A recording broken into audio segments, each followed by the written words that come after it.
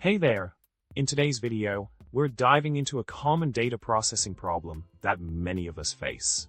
The problem revolves around the need to automate data processing and generate Jira tickets using Python pandas. However, there's a catch: Jira only supports wiki-markup for creating tables. Quite a pickle, right? But fret not, as I got a neat solution up my sleeve that will save the day. Let's talk about the solution that will make our lives a whole lot easier. By utilizing the Tabulate library in Python, specifically the Tabulate function with the Jira table format, we can seamlessly convert our data frame into a Jira-friendly table. It's as simple as that. No need to reinvent the wheel when the solution is right at our fingertips. Now, let's take a closer look at how the Tabulate function works its magic. By running the function with the appropriate parameters such as headers equals keys and showIndex equals false, you'll witness the transformation of your data frame into a neatly formatted Jira table. With just a single line of code, you'll have your data ready for Jira in no time. Talk about efficiency, right?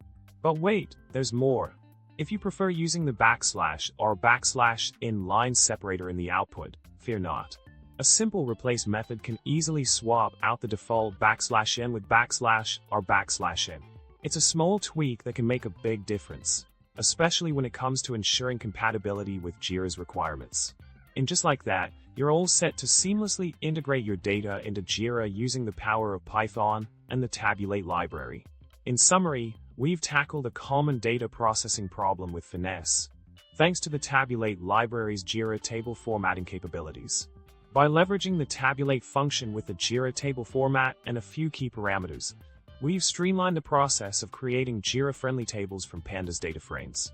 So go ahead, give it a try in your own projects and see the magic unfold. Remember to like, subscribe, and comment below. After all, sharing is caring, right? Until next time.